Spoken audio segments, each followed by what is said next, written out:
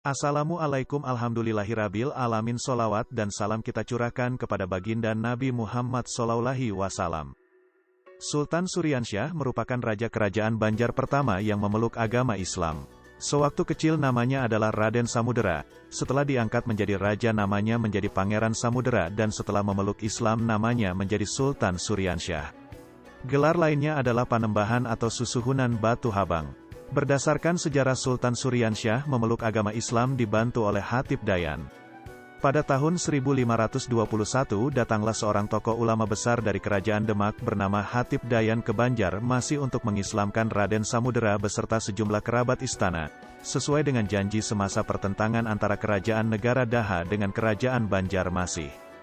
Hatib Dayan merupakan keturunan Sunan Gunung Jati dari Cirebon, Jawa Barat.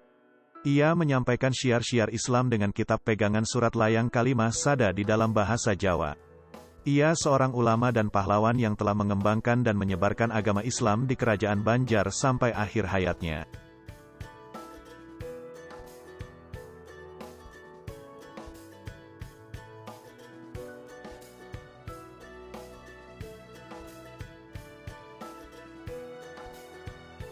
Dikutip dari Kesultanan Banjar.id, hikayat singkat Sultan Suryansyah asal-muasal nama beliau yang mana nama asli Sultan Suryansyah adalah Raga Samudera, ada pula yang menyebutnya Raden Samudera. Ayahnya bernama Raden Mantri Alu, ada yang menyebutnya Mantri Jaya bin Raden Bengawan. Ibunya bernama Putri Galuh Baranakan, ada yang menyebutnya Putri Intan Sari, anak Maharaja Sukarama. Sukarama adalah Raja Banjar Hindu kelima, negara Dipa dan negara Daha. Ada riwayat mengatakan, Pangeran Samudera adalah seorang yang yatim piatu, karena ayah dan ibunya sudah meninggal dunia sewaktu masih kecil, sehingga ia dipelihara oleh kakeknya Pangeran Sukarama. Statusnya sebagai anak yatim piatu membuat Pangeran Sukarama mengasuhnya dengan penuh kasih sayang. Ada kemungkinan lebih sayang daripada anak dan cucunya yang lain.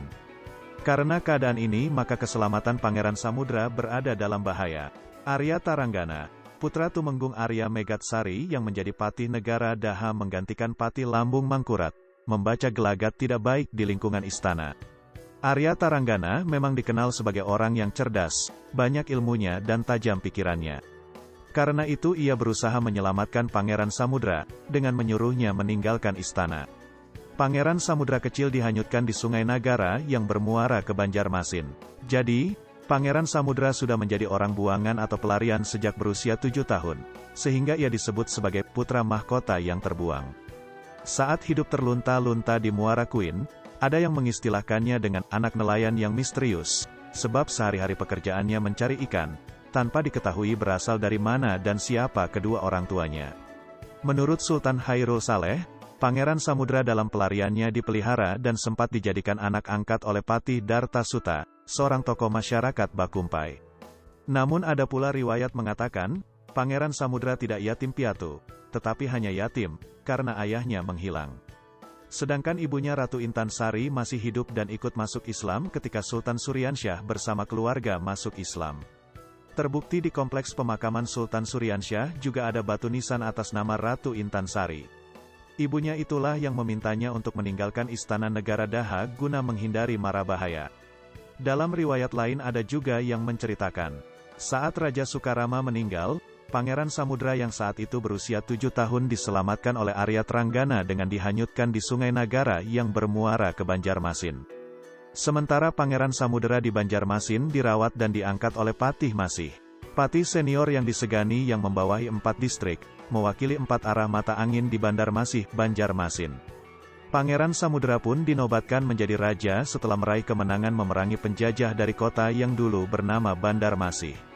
Kemenangan yang diraih oleh Pangeran Samudera dibantu oleh kerajaan Demak yang sewaktu itu mengutus Syekh Maulana Syarif Hidayatullah atau lebih dikenal dengan Hatib Dayan, jelas ketua harian dan pengelola kompleks makam Sultan Suryansyah, H. Ahmad Yamani. Atas bantuan tersebut pada tanggal 24 September tahun 1526, Pangeran Samudera memeluk Islam dan bergelar Sultan Suryansyah. Tahun tersebut dijadikan tahun berdirinya kota Banjarmasin.